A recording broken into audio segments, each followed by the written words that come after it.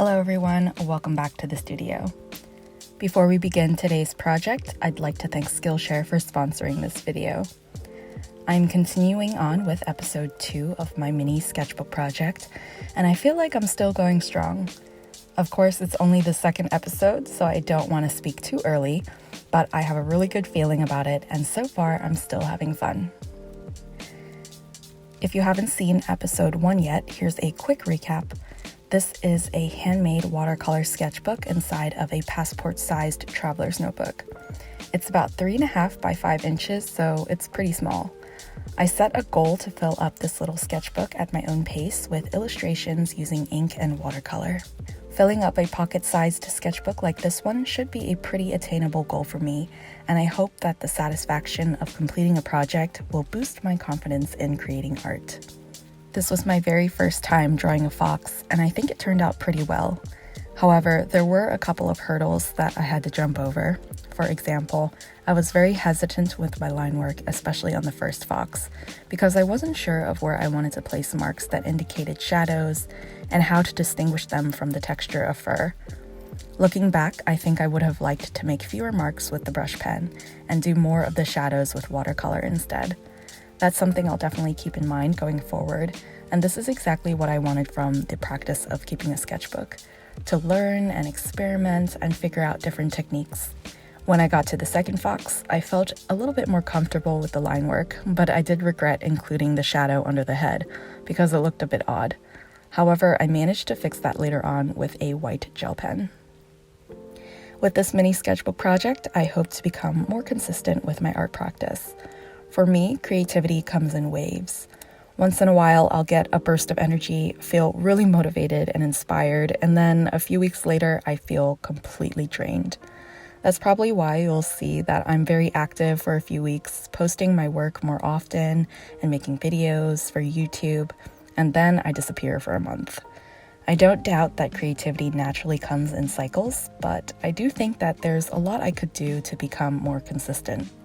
For example, I've realized that I fall into certain patterns of behavior whenever I get a surge of creative energy. And there are a couple of things that I could do to change those patterns. Whenever inspiration hits, I tend to overwork myself to make the most of it.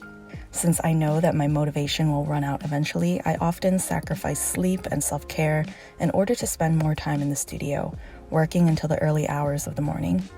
Inevitably, I burn out, and that's when I go MIA for a while to recover, catch up on sleep, and take a break until I feel motivated again. It's not a very sustainable way to work, and I feel awful after a few late nights of forcing myself to stay awake. I am learning how to pace myself, and even when I get really excited about an idea, I try not to overdo it. Breaking up my process into bite-sized pieces, like with this mini sketchbook project, helps me to maintain my energy level.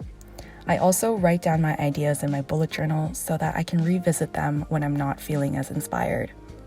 Another way that helps me achieve balance between my creative and uninspired seasons is to explore classes on Skillshare.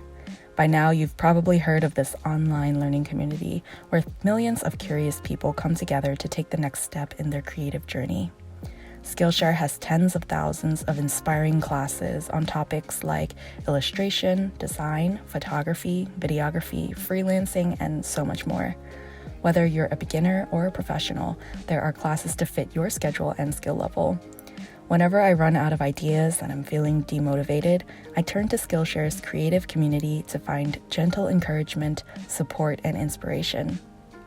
While I was painting today, I recalled the dry-on-dry watercolor technique that I learned from Rosalie Hazlett's class called Watercolor in the Woods, a beginner's guide to painting the natural world. Besides brushing up on my watercolor skills, I really enjoyed Rosalie's calm demeanor and appreciation for nature. This relaxing 40-minute class was just what I needed at the end of a hectic day. Most of the classes on Skillshare are under an hour, which is perfect for a busy mom like myself. If you are a curious, creative person and you're looking for an inspiring learning community, I highly recommend joining Skillshare. The first 1,000 subscribers to click the link in the description will get a 2-month free trial of premium membership so you can explore your creativity. After the trial, an annual subscription to Skillshare is under $10 a month for continued access to tens of thousands of classes. So, to sum it all up, I've been setting small projects for myself, preventing myself from overworking, learning new skills, and basically refining my creative routine to be more sustainable and consistent. Adding all of these habits to my practice really helps to extend my motivation. Creativity is more like a marathon than a sprint for me, and I'm working on my endurance. At the same time, I don't want to lose sight of why I create in the first place: to relax and have fun and enjoy the process. I hope you enjoyed watching me illustrate these little foxes today. I certainly enjoyed painting them and chatting with you all. Let me know in the comments how you maintain motivation and inspiration. How do you stay consistent with your creativity? Well, that's it for me. Until the next episode of this mini sketchbook project, I wish you happy art making, and I'll see you next time. Bye.